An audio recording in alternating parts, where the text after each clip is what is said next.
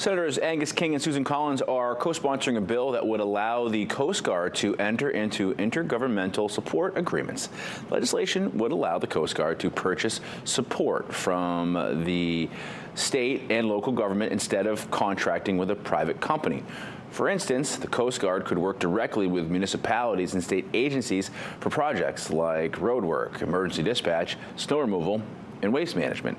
King and Collins both say this would help expedite needed projects, improve taxpayer efficiency, and reduce administrative costs.